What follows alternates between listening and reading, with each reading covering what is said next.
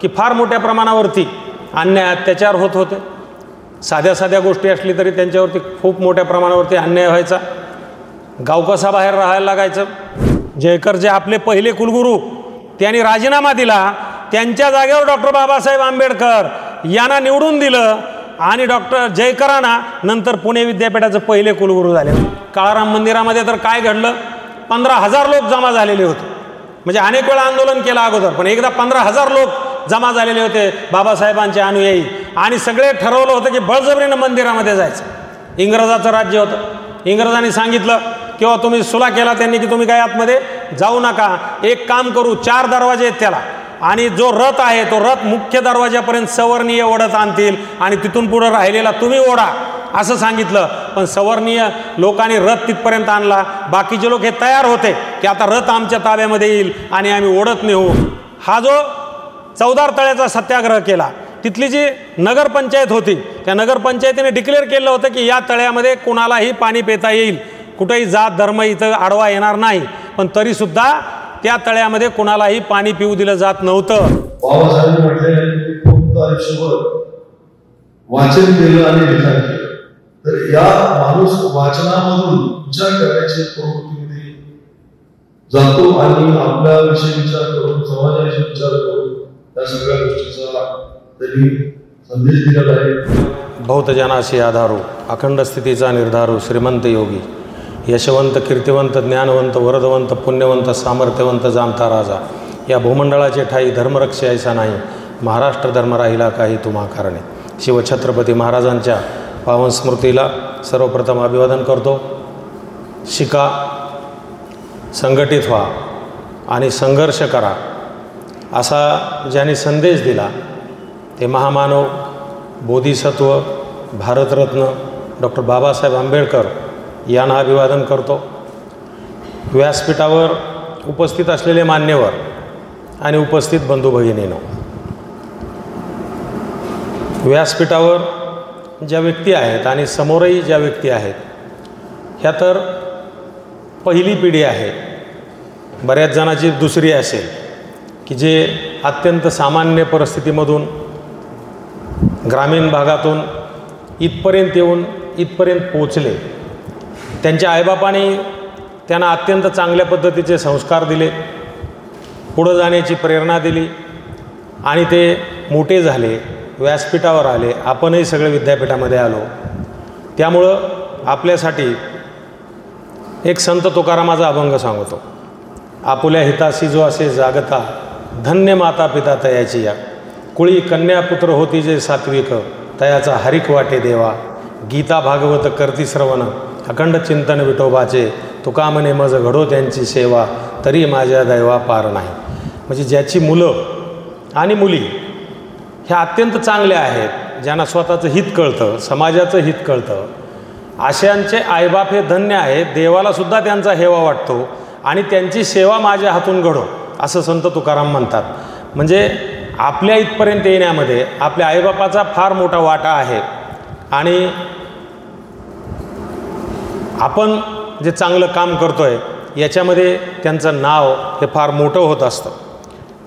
आज डॉक्टर बाबासाहेब आंबेडकर यांचा महापरिनिर्वाण दिन आहे आणि त्यानिमित्तानं त्यांचं चिंतन करणं, त्यांच्या पूर्ण जीवनचरित्राचा पट नीट पाहणं, त्यांनी समाज सेवा ही कुठल्या अवस्थेमधून केली हे आपण पाहणं आणि त्या पद्धतीनं आपण आपल्या जीवनामध्ये बदल करून घेणं हे अत्यंत गरजेचं आहे. नुसत्या पुण्यतिथी किंवा इतर कार्यक्रम, जयंत्या आपण साजऱ्या करतो पण आपण काहीच घेत नाही. आपण ते जे महान व्यक्ती आहेत त्यांच्या जीवनाचा परिचय सगळ्या समाजापर्यंत पोचवला पाहिजे आणि आपण त्याच्यासारखं झालं पाहिजे. हे सगळ्यात महत्त्वाचं याच्यामधून घेणं अत्यंत गरजेचं आहे. बाबासाहेब आंबेडकरांच्या अगोदरचा काळ हा नीट समजून घेण्याची गरज आहे. जसं आपण बघतो की शिवछत्रपती महाराज येण्याच्या अगोदरचा जो काळ होता तो अत्यंत विदारक होता. स्त्रियावरती अन्याय अत्याचार होते, समाजामध्ये फार मोठ्या प्रमाणावरती अत्याचार केले जायचे आणि ते शासक जे होते ते फार जुलमी पद्धतीनं सत्ता गाजवत होते आणि लोकांना सळो की पळो करून सोडलेलं होतं. त्यावेळेला एकनाथाने आवाज दिला की दार उघड बे, दार उघड आणि कुणीतरी या समाजाला कुणीतरी आमच्या तारणहार आला पाहिजे आणि मग शिवछत्रपती महाराजाचा जन्म झाला आणि पुढची कथा आपल्याला सगळी माहीत आहे. तसं आपण आंबेडकरांच्या अगोदरचा कालावधी, त्यांच्या जन्माच्या अगोदरचा कालावधी, त्यांची समाजव्यवस्था जर पाहिली तर त्याच्यामध्ये आपल्याला असं दिसतं की फार मोठ्या प्रमाणावरती अन्याय अत्याचार होत होते.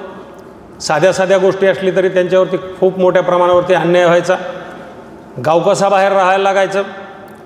सगळ्यात महत्त्वाचं म्हणजे कपडा नाही, खायला अन्न नाही, राहायला घर नाही, अशी विदारक अवस्था आणि केला जाणारा अन्याय यामुळं सर्व समाज पिचून गेलेला होता. आणि कुणीतरी यावं, या समाजाला या अंधारातून बाहेर काढावं अशी अपेक्षा होत होती. आणि त्याच काळामध्ये आपल्याला माहीत असेल, आता थोडक्यात परिचय करून दिला, पण त्यातल्या महत्त्वाच्या गोष्टी फक्त मी सांगणार आहे. आपल्याला माहीत आहे की बाबासाहेब आंबेडकरांच्या वडिलांचं नाव रामजी असं होतं. सकपाळ असं त्यांचं पूर्वीचं आडनाव होतं.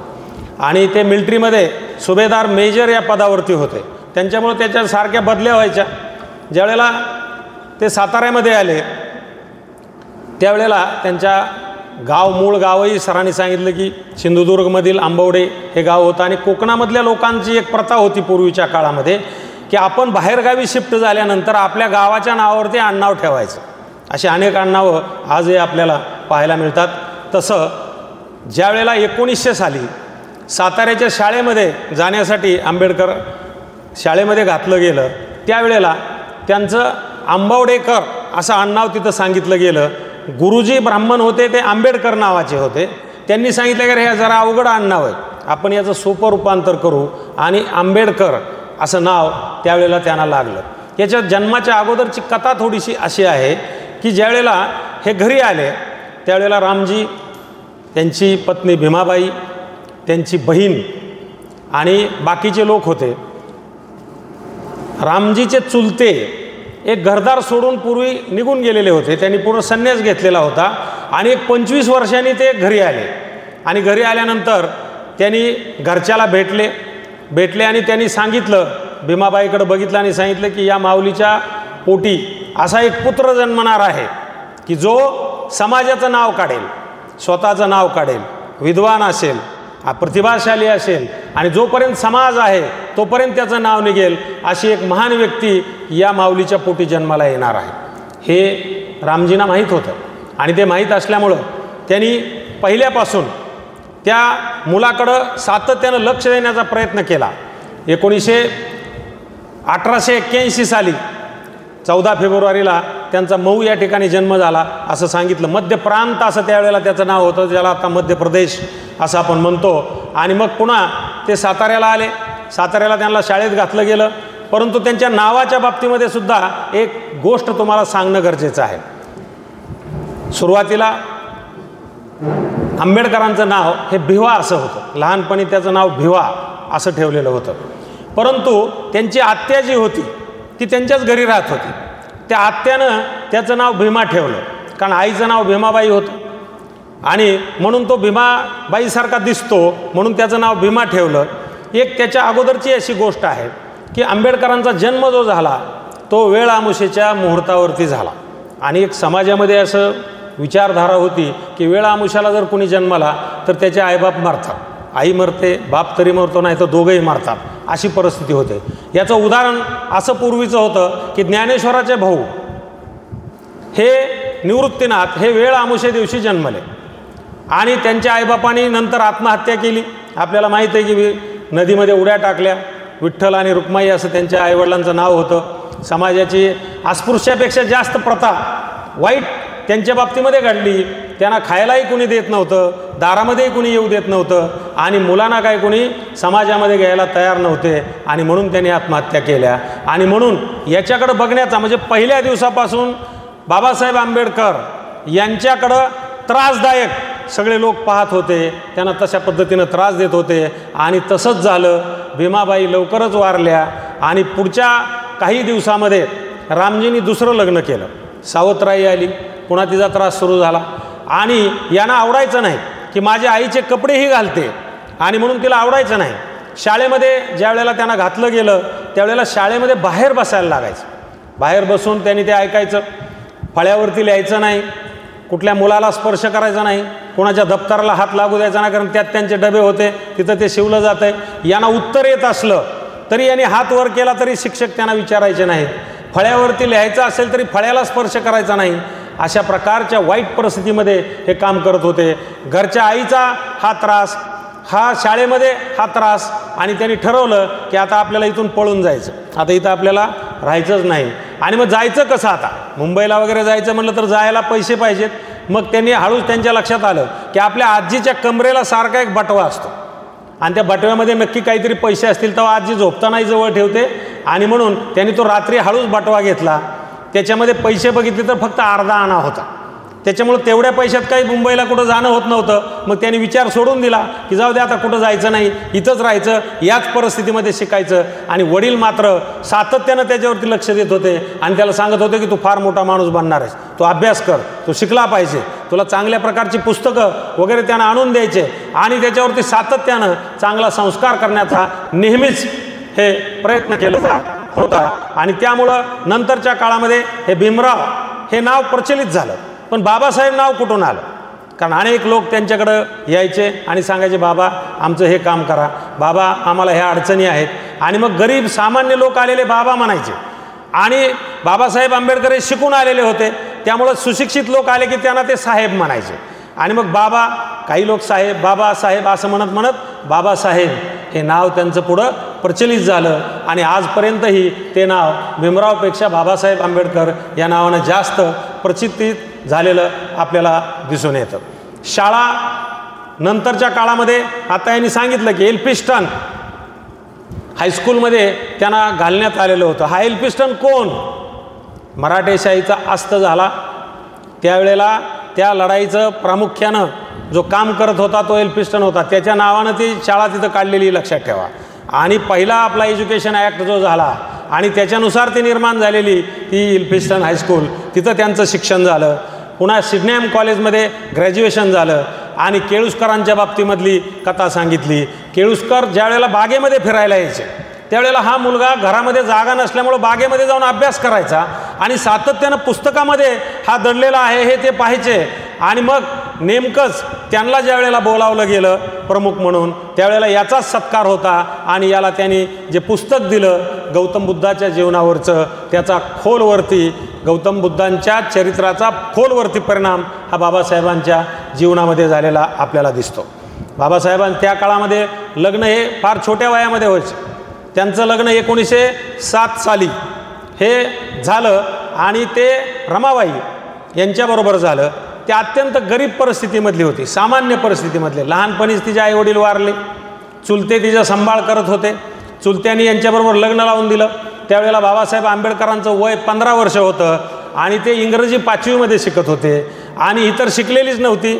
आणि 9 वर्ष वय, या वयामध्ये यांचं लग्न झालं. पण ही अत्यंत सुशील, कष्ट करणारी आणि अत्यंत त्रास या मुलीला झालेला होता. तिच्या देखत तिचे आईबाप वारलेले होते, चुलते वारलेले होते, नंतर सासू सासरे वारले, नंतर आत्या वारली, त्यानंतर मुलंसुद्धा 3 मुलं आणि 1 मुलगी तिच्या समोर वारलेली होती. त्याच्यामुळं ती अशा पद्धतीनं तयार झालेली होती की किती त्रास झाला, किती अडचणी आल्या तरीसुद्धा त्याच्यावर मात करायची आणि पुढं जायचं, अशा पद्धतीनं ती काम करत होती. बाबासाहेब आंबेडकर ज्या वेळेला परदेशामध्ये शिकायला होते त्यांना जी स्कॉलरशिप दिलेली होती ती तोडकी होती. त्याच्यातले काही पैसे गावाकडे पाठवले तर घरच्याचंही भागत नव्हतं आणि त्यांनाही खायला पैसे पुरत नव्हते. आणि म्हणून 1 कपभर दूध आणि 4 बिस्किटावरती 18 तास अभ्यास करण्याचा विक्रम पराक्रम ते करत होते. हे विद्यार्थ्यांनी हा आदर्श घेणं अत्यंत गरजेचं आहे की सारखं परिस्थितीचं अवडंबर करणं. आपली अत्यंत वाईट परिस्थिती आहे, मी काहीच करू शकत नाही, या कल्पना डोक्यामधल्या काढून टाकल्या पाहिजेत. अत्यंत वाईट परिस्थितीमध्ये सुद्धा मात करून तुम्ही कुठं जाऊ शकता ही उदाहरणं याच्यामधून आपल्याला पाहायला मिळतात. ही अत्यंत हलाक्याच्या परिस्थितीमध्ये नंतर आता काय करायचं, कामाला जायचं, कुठं कामाला जायचं, ही परिस्थिती वाईट होती. म्हणून तिनं शेण गोळा करायची आत्याबरोबर आंबेडकरांच्या आणि ती आणायची, त्याच्या गवऱ्या करायच्या आणि त्या विकायच्या आणि त्याच्यातून थोडे पैसे येतील त्याच्यावरती सुद्धा स्वतःचं जीवन जगायचं. एक मुलगा तर आजारी पडला, त्या मुलाला औषध देऊ शकल्या नाहीत, तो वारला, मेला, परंतु त्याला औषध देता आलं नाही. इतकी वाईट परिस्थिती या माऊलीनं सहन केलेली होती आणि तशा परिस्थितीमधून ती पुढं जायची. पूर्वीचा काळ वेगळा होता. त्या काळामध्ये दारिद्र्य दुःख हे आपल्या संचितानं आलेलं आहे असं लोकांना वाटायचं. आणि त्याच्यामध्ये साधू संतांनीही त्यांना सांगायचे की किती वाईट परिस्थिती असली तरी खचून जाऊ नका, तुम्ही नीट जगत राहा. आणि म्हणून आपुल्या हिताशी जो असे जागता, हे जसं मी सांगितलं तसं तुकारामाचा एक अभंग आहे की ठेविले अनंते तैसेची राहावे, चित्ती असू द्यावे समाधान. म्हणजे हेची थोर भक्ती आवडते देवा, संकल्पाची माया संसाराची, ठेविले अनंते तैसेची राहावे, चित्ती असू द्यावे समाधान. वाहिल्या उद्वेग दुःखची केवळ, भोगणे हे फळ संचिताचे, तुका म्हणे टाकू त्याच्यावरी भार, वाहू हा संसार देवा पायी. की लोकांना हे शिकवायचे की गरिबांना देवावरती सोपवून द्या, तुम्ही तुमचं काम करत राहा. कारण आत्महत्या करू नये, लोकांनी वाईट मार्गाला जाऊ नये, याच्यासाठी साधू संत या पद्धतीनं सांगायचे. संत एकनाथ महाराज तर अजून वेगळ्या पद्धतीनं सांगतात, आवडीने भावे हरिनाम घेती त्याची चिंता, म्हणजे तुझी चिंता त्याशी सर्व आहे. नको खेद करू कोणत्या गोष्टीचा, पती लक्ष्मीचा जाण तसे, सकळ जीवांचा करीतो सांभाळ, तुझं मोकळी नाहीसे नाही. जैसी स्थिती आहे तैसाची राहे, कौतुक तूप आहे संचिताचे. एका जनार्दनी भोग प्रारब्धाचा, हरी कृपे त्याचा नाश झाला. आणि म्हणून तुम्ही देवाचं नाव घ्या, चांगल्या पद्धतीनं राहा, अशा पद्धतीनं समाजाला मार्गदर्शन करत होते. तसंच रमाईसुद्धा विठ्ठलाची भक्त होती.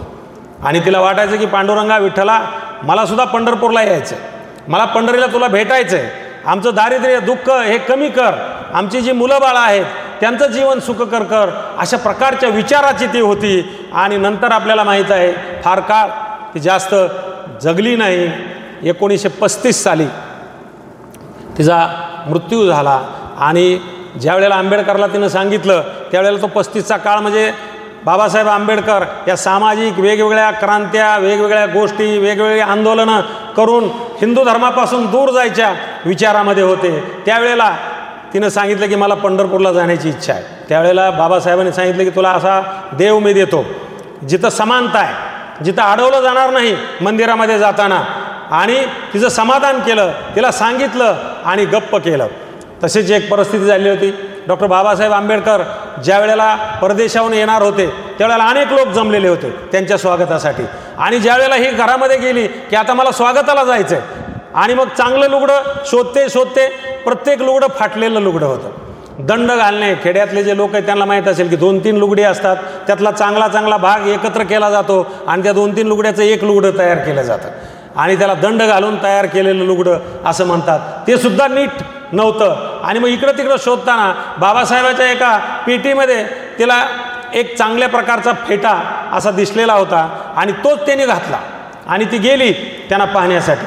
त्यावेळेला बाबासाहेबांनी बघितलं, सगळे भेटल्यानंतर सगळ्यात शेवटी ही भेटली आणि बाबासाहेब म्हणले, अरे साडी घालून येण्याऐवजी हा शाहू महाराजाने मला हा शेला फेटा घातला होता, तेच तू घालून आलीस. ती म्हणली काय करावं, कसलंच लुगडं चांगल्या प्रकारचं नव्हतं, सगळे लोक इथे येतील आणि साहेबाची बायको बघा फाटकं लुगडं आहे असं म्हणतील, म्हणून मी तो घातला. ही परिस्थिती, अशा पद्धतीनं हे जगणं, हे भोगणं हे या माऊलीनं केलं. आणि रामजींनी जेवढी स्वप्न पाहिलेली होती की हा व्यक्ती मोठा झाला पाहिजे, चांगला झाला पाहिजे, त्याला साथ देण्याचं काम हे रमाईनं केलेलं आपल्याला दिसतं आणि ती पुढं गेलेली दिसते. पाणी किती महत्त्वाचं असतं लक्षात घ्या. डॉक्टर बाबासाहेब आंबेडकरांच्या जीवनामध्ये पाण्यानं अत्यंत त्यांना वाईट प्रकारच्या गोष्टी पाण्याच्या त्यांना पाहायला मिळाल्या. ज्या वेळेला शाळेमध्ये ते होते, ते मास्तरनं किंवा शिपाईनं पाणी दिल्यावरच प्यायला त्यांना मिळायचं याची त्यांना सवय झालेली होती. पण ज्यावेळेला ते साताऱ्याला होते, त्यांचे वडील रिटायर झालेले होते, एका धरणावरती ते कामाला होते आणि त्यांना भेटायला जायचं होतं. जुन्या काळामध्ये तार होते, आता नव्या विद्यार्थ्याला माहीत नाही, पण जुने जे लोक आहेत त्यांना माहिती आहे, तार पाठवायचे पोस्टानं. आणि तार पाठवल्यावर काही वेळेला ती वेळेत मिळायचीच नाही. लग्नाची जर तार पाठवली तर ती मुलाच्या बारशाला मिळायची, असं पूर्वीच्या काळात म्हणायचे विनोदानं, उशिरा मिळायची. तसं यांनी तार पाठवली मुलांनी की आम्हाला तुम्हाला भेटायला यायचं आहे. त्यावेळेला ती तार त्यांना मिळालीच नाही. आणि ही मुलं ज्यावेळेला सातारा जिल्ह्यामधल्या एका रेल्वे स्टेशनवरती उतरली, संध्याकाळी 5चा वेळ होता आणि या 5च्या वेळेला शेवटची ती रेल्वे होती आणि रेल्वे स्टेशन गावापासून दूर होतं आणि छोटीच 2-3 मुलं उतरलेली आहेत. हे पाहिल्यानंतर तिकीट मास्टर पळत आला आणि त्यानं सांगितलं, अरे कुठं जायचं आहे तुम्हाला?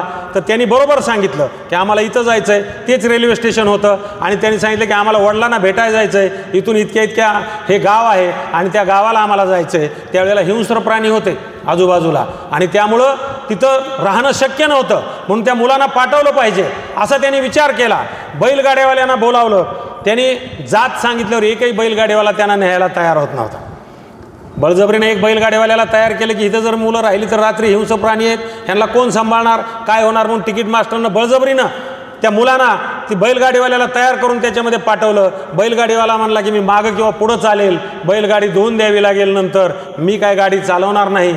आणि मग बैलगाडीच्या पुढं तो चालत होता. ही मुलं गाडीमध्ये बसलेली होती. दिवस मावळायचा वेळ होता. नदीकाठी गाडी उभा केली आणि उभा केली गाडी आणि त्यांनी सांगितलं की अरे पोरांनो जेवून घ्या, पुढं तुम्हाला जेवायला पाणी मिळणार नाही. नदी काठावरती ती गाडी उभा राहिलेली होती. नदीच्या काठावरती ती मुलं जेवायला बसली. जेवायला बसल्यानंतर त्याला ठसका लागला. तो उठला आणि नदीच्या ढोवापडं गेला. तिथं एक म्हातारा माणूस होता. त्यानं विचारलं तुम्ही कोण आहे? त्यानं सांगितलं महार आहे. महार आहे म्हणल्यानंतर त्यानं सांगितलं तुमचा डोह तो आहे, हा मांगाचा डोह आहे, हा महाराचा डोह आहे, हा मराठ्याचा डोह आहे, हा ब्राह्मणाचा डोह आहे. अशी डोहाला नावं होती त्या काळाला. तिथंच पाणी त्यांनी प्यायचं. आणि मग हा मुलगा ज्यावेळेला तिथं गेला, याला सांगितलेल्या डोहाच्या तिथं, त्यावेळेला त्यानं बघितलं की म्हशी बसून बसून गाळच आहे, तिथं पाणीच नाही. आणि म्हणून तो परत वरच्या डोहाकडे गेला. परत तो म्हातारा होता. त्यानं सांगितलं तुला समजत नाही का सांगितलेलं? त्यावेळेला त्या मुलानं इकडं तिकडं पाहिलं. ठसका लागलेला होता. पाणी प्यायचं होतं. इकडं तिकडं पाहिलं तर एका बाजूला कुत्रा पाणी पित होता, दुसऱ्या बाजूला मांजर पाणी पित होतं. कुत्री आणि मांजरं ज्या ठिकाणी पाणी पितात त्या ठिकाणी माणूस पाणी पिऊ शकत नाही. हा वयाच्या 9व्या वर्षी त्या मुलाला प्रश्न पडला. तिथपासून ते चवदार तळ्याच्या सत्याग्रहापर्यंत या मुलानं पाण्यासाठी काय काय केलं बघा. हे मंत्री होते, कारमधून चाललेले होते. सेक्रेटरी ब्राह्मण होता. एका हॉटेल पुढं गाडी उभा राहिली. उन्हाळ्याचे दिवस होते, रखरखीत ऊन होतं, तहान लागलेली होती, पाणी पाहिजे होतं. एका हॉटेल होतं तिथं बाजूला साधं टपरी, आणि तिथं एक माणूस भजी तळत बसलेला होता. आणि तो भजी तळताना हात तसाच तेलाचा अंगाला लावायचा. अत्यंत घाण अशा प्रकारचे कपडे होते. कधी आंघोळ केली का नाही माहीत नाही, इतका तो घाण दिसत होता. डॉक्टर बाबासाहेब आंबेडकरांचं राहणीमान तुम्ही पाहिलं असेल. अत्यंत उच्च, अत्यंत चांगलं, कुठल्याही धर्मातल्या माणसापेक्षा ते चांगल्या पद्धतीनं दिसेल अशा प्रकारचं राहणीमान त्यांचं होतं. कारमध्ये होते, मंत्री झालेले होते, तरीसुद्धा त्या हॉटेलवाल्यानं विचारलं. आणि आणाय गेलेला सेक्रेटरी हा ब्राह्मण होता. त्यानं पाण्याचा ग्लास हातामध्ये घेतला आणि त्याने विचारलं कोण आहे गाडीमध्ये? त्यांनी सांगितलं डॉक्टर बाबासाहेब आंबेडकर आहेत. ग्लास ठेवा खाली मागला. पाणी दिवलं नाही, लक्षात ठेवा. तिथंसुद्धा त्यांना पाणी प्यायला मिळालं नाही. ही परिस्थिती. ज्यावेळेला दौलताबादचा किल्ला बघायला ते गेले त्यावेळेला रमजानचा महिना होता आणि रांजण भरून ठेवलेले होते मुस्लिम बांधवांनी. आणि त्यावेळेला अत्यंत ऊन होतं आणि त्या रखरखीत उन्हामध्ये तिथले लोक एक एक दोन दोन घोट त्यांच्याबरोबर जे 4-5 लोक होते ते पाणी पिले आणि पाणी तोंडावरती थोडंसं मारलं उन्हामध्ये, ऊन असल्यामुळं, आणि किल्ल्याकडं जात होते. त्यावेळेला या मुस्लिम बांधवांनी बघितलं की आपल्या पाण्याला ह्यांनी हात लावलेला आहे आणि आपलं आता नमाजचा वेळ आहे नंतर, आणि अक्षरशः मारहाण केली. लक्षात ठेवा, शाळेत असताना सुद्धा शाळा सुटली. शाळा सुटल्यानंतर तहान लागलेली होती, ऊन होतं आणि एक आड होता. त्या आडाच्या तिथं पोहरा होता. त्या पोहऱ्याने त्यांनी पाणी काढलं. हे सवर्णियाने बघितलं आणि त्यांना मारहाण केली. एवढंच नाही, त्यांच्याकडे जी पाटी होती लिहायची ती पाटी फोडून टाकली. पूर्वीच्या काळामध्ये खापराच्या फाट्या होत्या, ती त्यांची फोडून टाकली. इतका त्रास हा पाण्याच्या बाबतीमध्ये सुद्धा त्यांनी सहन केला. तेवढंच नाही तर ज्या वेळेला ते सयाजीराव महाराज गायकवाड यांच्याकडे गेले, आर्मीचे सेक्रेटरी झाले. लक्षात ठेवा, मोठी पोस्ट सयाजीराव महाराजांनी त्यांना दिलेली होती. शिकायला पैसे दिल्यानंतर, स्कॉलरशिप दिल्यानंतर त्यांनी तिथं काम करावं अशी अपेक्षा होती. म्हणून रामजी म्हणत होते की तू जाऊ नकोस तिथं, जास्त मोठ्या प्रमाणावरती अस्पृश्यता, त्याचा त्रास तुला होईल, तू जाऊ नको. पण त्याने ऐकलं नाही. त्यांनी सांगितलं की मला शिकायला पैसे दिलेले आहेत, मला तिथं गेलंच पाहिजे. पहिला तर त्रास त्यांना तिथं झाला की जात सांगितल्यावर कोणी राहायला घरच देत नव्हतं. घरच मिळालं नाही, कुठं राहायचं, काय करायचं.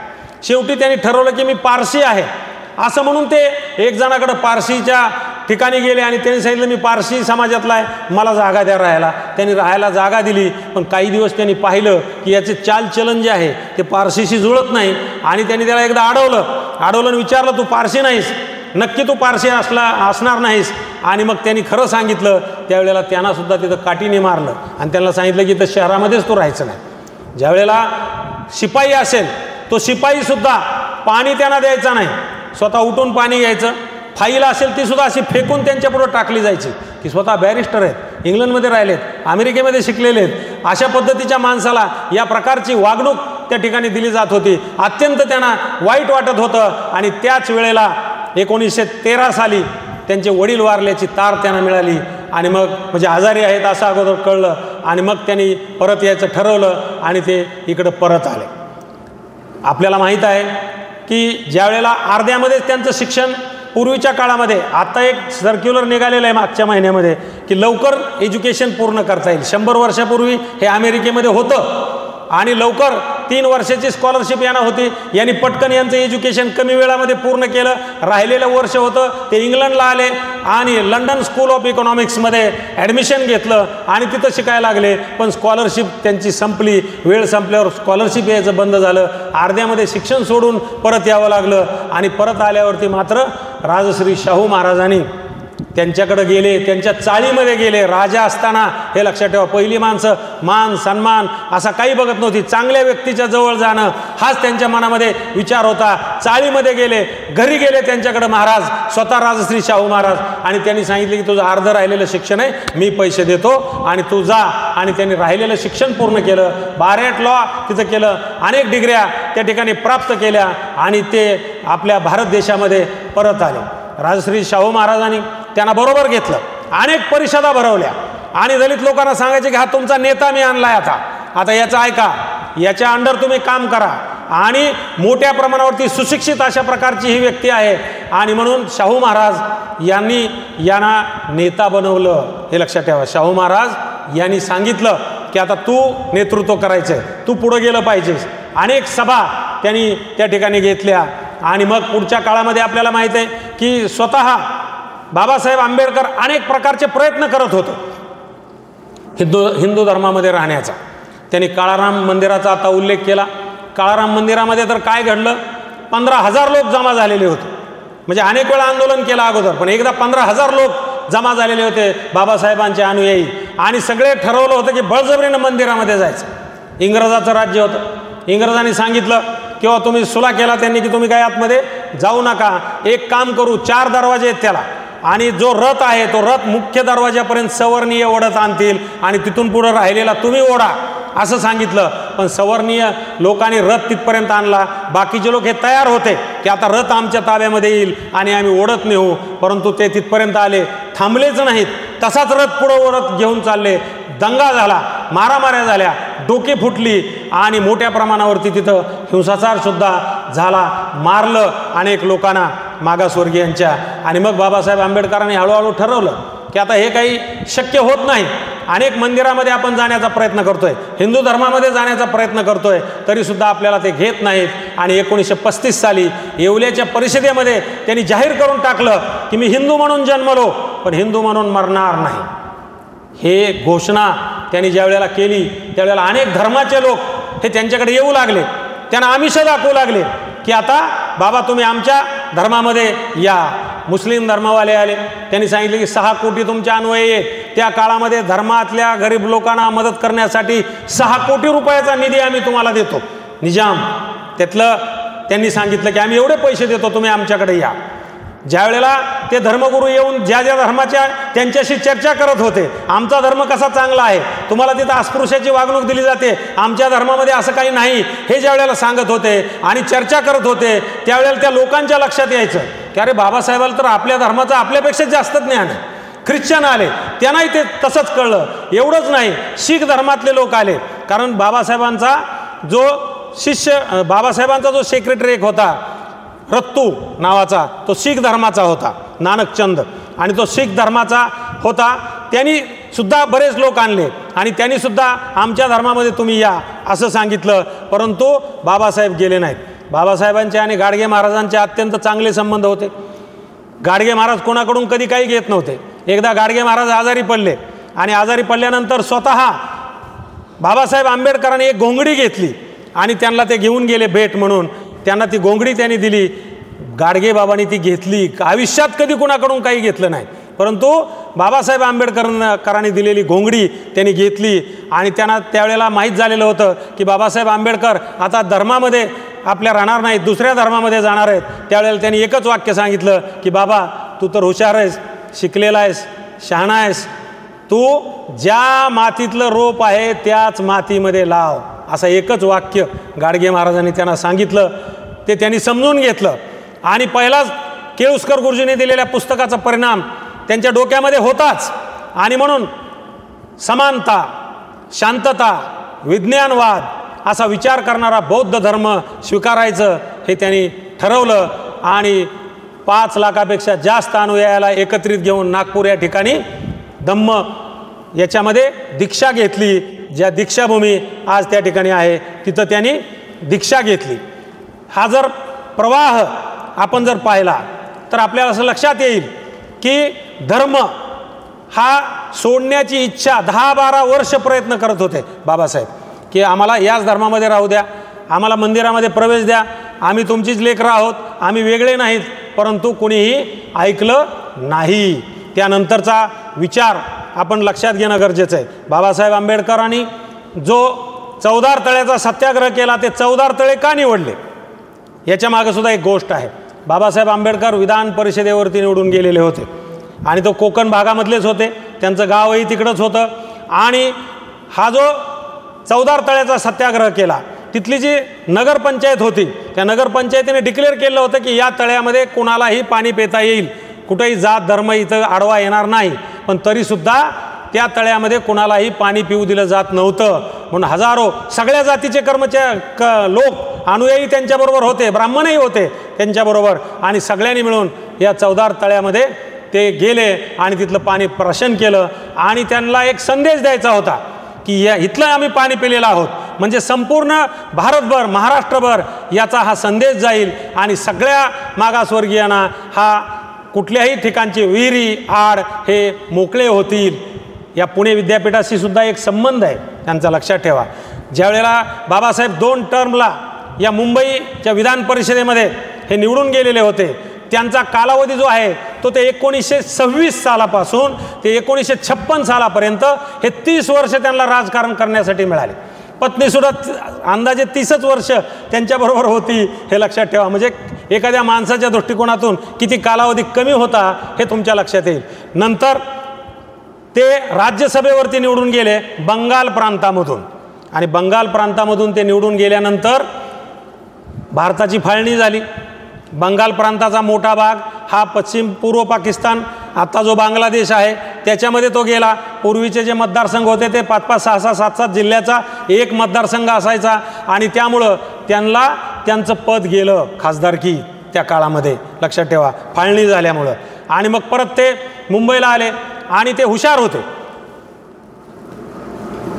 स्वातंत्र्यपूर्व काळामध्येही ते मंत्री होते, लक्षात ठेवा, आणि स्वातंत्र्यानंतरच्या काळामध्ये सुद्धा ते मंत्री होते. आणि मग त्यांना तर बरोबर घ्यायचं होतं, आणि मग बरोबर घ्यायचं म्हणल्यावर काय करायचं, तर जयकरांनी राजीनामा दिला. जयकर जे आपले पहिले कुलगुरू, त्यांनी राजीनामा दिला.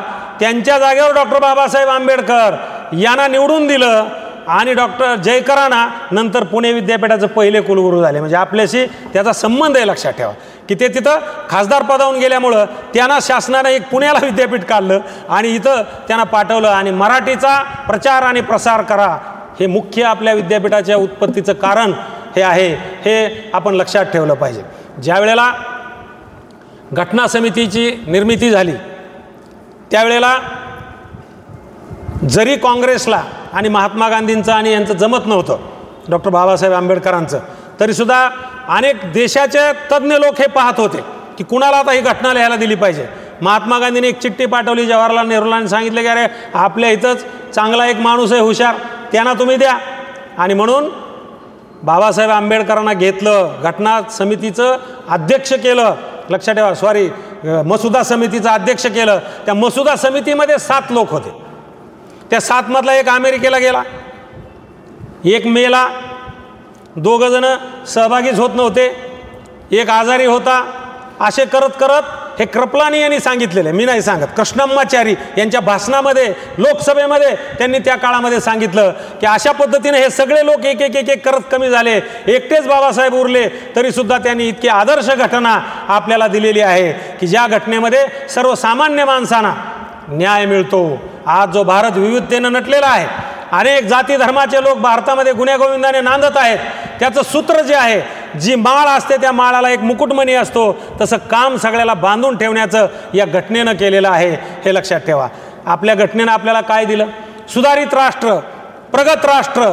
याच्यामधल्या महिलांना, अमेरिकेतल्या महिलांना, इंग्लंडमधल्या, युरोपमधल्या महिलांना 25 वर्ष आंदोलनं करावी लागली की आम्हाला मतदानाचा अधिकार द्या.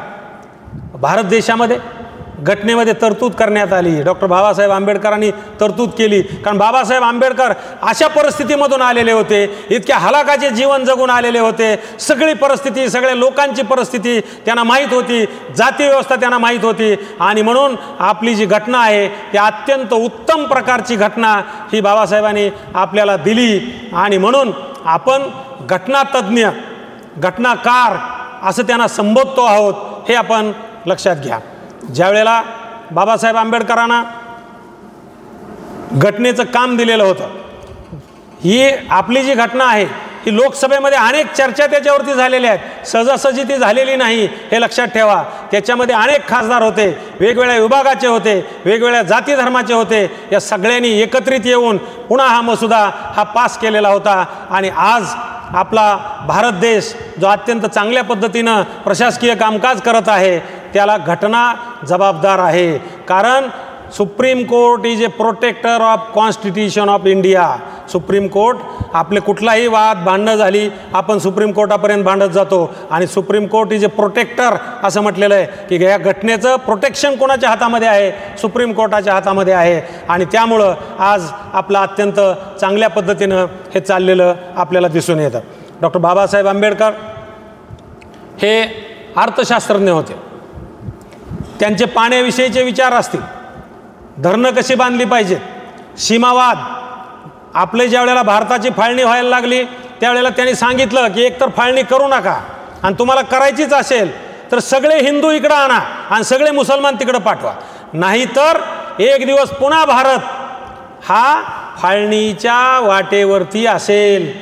आज आपण पाहतोय की काय परिस्थिती निर्माण झालेली आहे. आज आपल्याला त्यांचं दृष्टेपण त्या काळामध्ये त्यांनी जे सांगितलेलं होतं ते आज आपल्याला या ठिकाणी जाणवतं आहे. आणि म्हणून अशा प्रकारचे महामानव, अशा प्रकारचे लोक हे आपल्याला मिळाले की ज्यांनी दलितांचा कैवार घेतला, दलितांना त्यांनी घटनेमध्ये अधिकार दिले आणि दलितांविषयी चांगल्या प्रकारे कसं त्यांचं जीवन होईल यासाठी प्रयत्न केला. म्हणून अर्थशास्त्रज्ञ म्हणून असतील, समाजशास्त्रज्ञ म्हणून असतील, दलितांचे कैवारी म्हणून असतील, बोधिसत्व डॉक्टर बाबासाहेब आंबेडकर यांचं मधुमेहाने निधन झालं ते 6 डिसेंबर 1956 साली. आपण आज महापरिनिर्वाण दिन साजरा करत आहोत. लाखोच्या संख्येनं आज मुंबईच्या महापरिनिर्वाण दिनानिमित्त लोक जमलेले आहेत. आपणही त्यांना या ठिकाणी अभिवादन करण्यासाठी जमलेला आहात. परंतु यामधून आपण एकच गोष्ट घ्यावी, थोर महात्मे होऊन गेले, चारित्र्य त्यांची पहा जरा, आपण त्यांच्या समान व्हावे, हाच सापडे बोध करा, हाच सापडे बोध करा. जय हिंद, जय महाराष्ट्र, जय भीम.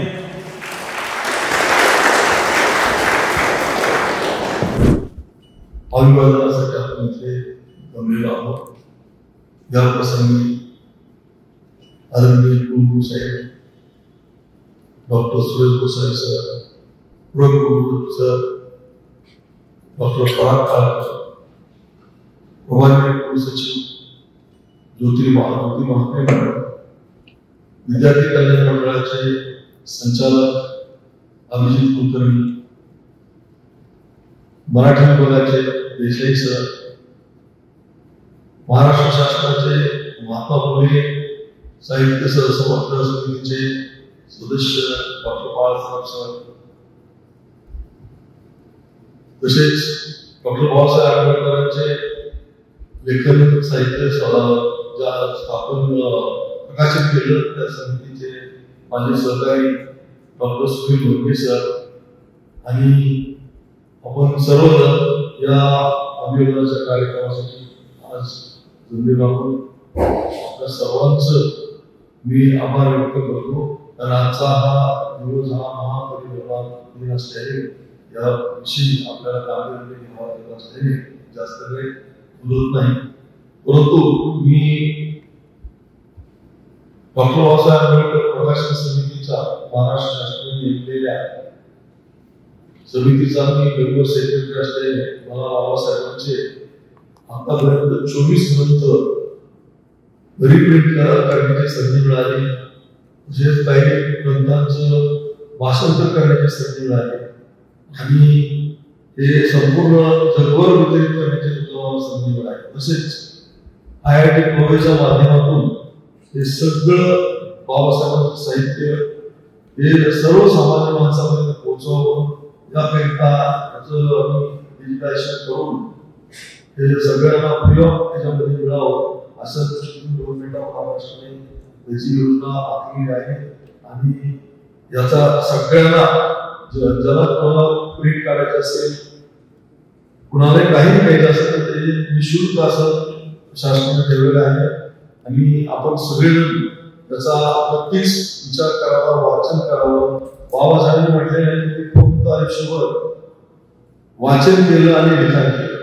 तर या माणूस वाचनामधून विचार करण्याची प्रवृत्तीमध्ये जातो आणि आपल्याविषयी विचार करून, समाजाविषयी विचार करून त्या सगळ्या गोष्टीचा त्यांनी संदेश दिलेला आहे. आपण सगळेजण या संधी आलेला आहात, या सगळ्यांचा आभार मानतो. तसेच मुख्य व्याख्याते आपले डॉक्टर सुधाकर जाधव सर यांना मी विशेष आभार मानतो. कारण यापूर्वी डॉक्टर नरेंद्र जाधव सर यांनी या कार्यक्रमासाठी येण्याचे मान्य केलं होतं, परंतु त्यांना काही अपरिहार्य कारणास्तव मुंबईमध्ये गव्हर्नर साहेबांबरोबर आजचा दिवस तिथे असण्याने ते येऊ शकले नाही. त्यानंतर डॉक्टर विष्णू बगरे सर प्रवार मेडिकलचे व्हाईस चान्सलर यांना निमंत्रित केलं होतं. त्यांनी या कार्यक्रमासाठी येण्याचं मान्य केलं होतं आणि त्यांना थोडासा प्रकृती असल्यामुळे त्यांना डॉक्टरांनी मनाई केली. आणि म्हणून आम्हाला ऐनवेळेस आमचे मित्र डॉक्टर सुधाकर जाधव यांना विनंती केली काल 4 वाजता आणि त्यांनी थोडी मान्य केली. त्यामुळे त्यांचाही खूप आभार मानतो. विद्यार्थी कल्याण मंडळाचे सर्व सदस्य, एनएसएसचे सर्व सदस्य, तसेच या कार्यक्रमाच्या अभिवादनासाठी आपण आलेले सर्वजणांचं मनपूर्वक आभार व्यक्त करतो आणि कार्यक्रम संपला.